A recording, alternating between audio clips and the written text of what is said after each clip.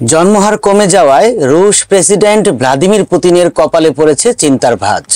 সন্তান উৎপাদন বৃদ্ধি করতে নতুন মন্ত্রণালয় খোলার পরিকল্পনা করেছেন তিনি।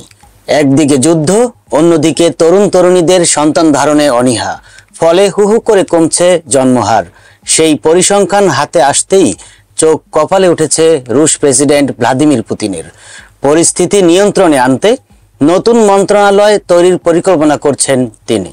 যুবক যুবতীদের মধ্যে যৌন আকাঙ্ক্ষা তৈরির কাজ করবে মস্কোর এই নয়া মন্ত্রণালয়।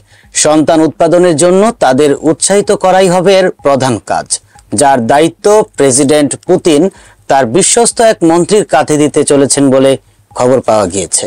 2022 সালের 24 ফেব্রুয়ারি ইউক্রেন আক্রমণ করে রাশিয়া। তারপর থেকে 2 বছরের বেশি সময় ধরে চলা যুদ্ধে বহু রুশ সৈনিকের মৃত্যু হয়েছে। ব্রিটিশ গণমাধ্যমগুলির দাবি, নিহতের সংখ্যা ইতিমধ্যেই 6 লক্ষ ছাপিয়ে গিয়েছে। যুদ্ধ শুরু হওয়ার ঠিক 2 বছর আগে অর্থাৎ 2020 সালে করোনা অতিমারির জেরে দুনিয়ার অন্য দেশগুলির মতো ক্ষতবিক্ষত হয়েছিল রাশিয়াও। প্রাণ হারান বহু মানুষ। 2021 সালে টিকা আসার আগ পর্যন্ত পরিস্থিতির তেমন বদল হয়নি। এই জোড়া ফলায় হঠাৎ করেই জনসংকটের মুখে পড়েছে রাশিয়া। গদির উপর বিষ ফোঁড়ার মতো দেখা দিয়েছে আরও একটি সমস্যা। বর্তমান সময়ে সন্তান ধারণে প্রবল অনীহা দেখাচ্ছেন রুশ তরুণীর একাংশ, যা মস্কোর কর্তাদের কপালে চিন্তার ভাঁজ ফেলেছে। এই আবহে জনসংখ্যা বৃদ্ধির জন্য 2022 সালের আগস্টেই বড় ঘোষণা করেন প্রেসিডেন্ট পুতিন। 10 ও তারও বেশি সন্তানের জন্ম দিলে সরকারের তরফে মোটা টাকা উপহার দেওয়া হবে বলে ঘোষণা করেন তিনি। যদিও তা রুশ সমাজে সাড়া ফেলেছিল এমনটা নয়। ক্রেমলিনের প্রাসাদ থেকে জারি করা এই সংক্রান্ত বিজ্ঞপ্তিতে বলা হয়েছিল, 10ম সন্তানের প্রথম জন্মদিনে মাকে সরকারের পক্ষ থেকে 10 লক্ষ রুবেল উপহার দেওয়া হবে। তবে ওই সময়ে বাকি 9 সন্তান জীবিত থাকলে তবেই মিলবে এই অর্থ। রুশ রাজনৈতিক বিশেষজ্ঞ জেনি ম্যাথার্স জানিয়েছেন, সোভিয়েত যুগে সন্তান উৎপাদন বৃদ্ধির জন্য এই ধরনের প্রকল্প চালু ছিল, যার পোশাকি নাম ছিল মাদার হিরোইন। 1944 থেকে 1991 সাল পর্যন্ত চালু ছিল এই প্রকল্প। দেশের জনসংখ্যা কমে যাওয়ায় ফের তা চালু করেন রুশ প্রেসিডেন্ট।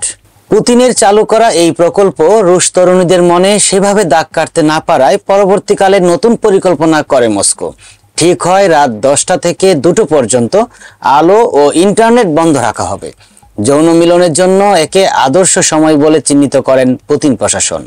মস্কোর কর্তব্য ব্যক্তিদের যুক্তি ছিল, রাতে দীর্ঘক্ষণ আলো এবং ইন্টারনেট ব্যবহারের সুযোগ থাকায় তরুণ তরুণীদের মন বিভিন্ন খাতে প্রবাহিত হওয়ার সুযোগ থাকছে, ফলে সঙ্গমের উৎসাহ হারাচ্ছেন তারা। কিন্তু এভাবে রাতে দীর্ঘদিন ইন্টারনেট ও আলো বন্ধ রাখা যে সম্ভব নয় তা অচিরেই বুঝে যান রুশ প্রশাসনিক কর্তারা। ফলে ওই পরিকল্পনা সেভাবে কার্যকর করা যায়নি। এবছরের সেপ্টেম্বরে আবার কর্মক্ষেত্রে মধ্যাহ্নভোজ ও কফি পানের বিরতির ফাঁকে সঙ্গমের পরামর্শ দিয়েছেন প্রেসিডেন্ট পুতিন। তার ওই ঘোষণার পর দুনিয়া জুড়ে রীতিমতো শোরগোল পড়ে যায়। একই সুর শোনা গিয়েছিল রুশ স্বাস্থ্যমন্ত্রী ইয়েভজেনি শেস্তোপোলোভের গলায়। চাকুরিজীবী তরুণ তরুণীদের অত্যাধিক সঙ্গম ও একাধিক সন্তানের জন্ম দেওয়ার কথা বলতে শোনা গিয়েছে তাকে।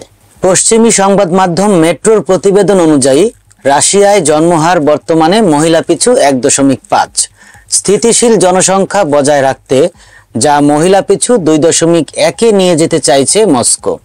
ইউক্রেন যুদ্ধ শুরুর পর থেকে প্রায় 10 লক্ষ রুশ তরুণ তরুণী দেশ ছেড়েছেন বলে সরকারি রিপোর্টে উল্লেখ করা হয়েছে। কিভাবে দেশের তরুণ তরুণীদের সঙ্গম ও সন্তান ধারণের জন্য উৎসাহিত করা যায় তা দেখাই হবে এর মূল কাজ। নতুন মন্ত্রণালয় থেকে সন্তান পালনের জন্য দেদার অর্থ বিলি করার পরিকল্পনা রয়েছে।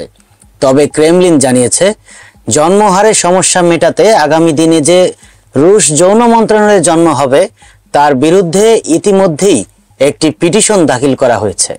বিয়ের রাতে মধুচন্দ্রিমার জন্য হোটেলের ঘর বুকিংয়ের টাকাও সরকার থেকে দেওয়ার ইচ্ছা রয়েছে পুতিন সরকারের। উল্লেখ্য, পূর্ব ইউরোপের এই দেশটির বিভিন্ন এলাকায় ইতিমধ্যেই সন্তান জন্ম দেওয়ায় দম্পতিকে দেদার টাকা দেয়া হচ্ছে। সেই তালিকার প্রথমেই রয়েছে খবরভস্কের নাম। সেখানে মাতৃত্বের স্বাদ পাওয়া 18 থেকে 23 বছর বয়সী তরুণীরা পুরস্কার হিসেবে সরকারি অর্থ পাচ্ছেন। রাশিয়ার চেলিয়াবিনস্ক অঞ্চলে 24 বছরের কম বয়সে প্রথম সন্তানের জন্ম দেওয়া মহিলাদের 8,500 পাউন্ড করে দেয়া সিদ্ধান্ত নিয়েছে স্থানীয় প্রশাসন। এছাড়া বর্তমানে বিনামূল্যে মহিলাদের প্রজনন ক্ষমতা পরীক্ষার ব্যবস্থা রয়েছে রাশিয়ায়। পাশাপাশি নিষিদ্ধ হয়েছে গর্ভপাত। আগামী দিনে এই সমস্ত কাজ নতুন যৌন মন্ত্রণালয়ের নির্দেশে চলবে বলে জানা গিয়েছে। রাশিয়ার মতো জন্মহারের সমস্যায় ভুগছে দক্ষিণ ইউরোপের দেশ ইটালিও। আর তাই সন্তান উৎপাদনে তরুণ তরুণীকে উৎসাহিত করতে সরকারি তরফে টাকা ও বাড়ি উপহার দেওয়ার ঘোষণার কথা জানিয়েছে জর্জিয়া মেলোনি সরকার। জন্মহার হ্রাস পাওয়ায় এক সন্তান নীতি থেকে সরে এসেছে চীন। এক সময়ে পৃথিবীর বৃহত্তম জনসংখ্যার দেশে বন্ধ্যাত্ব বাড়ছে বলে খবর মিলেছে। শিশু কমছে জাপান ও দক্ষিণ কোরিয়াতেও।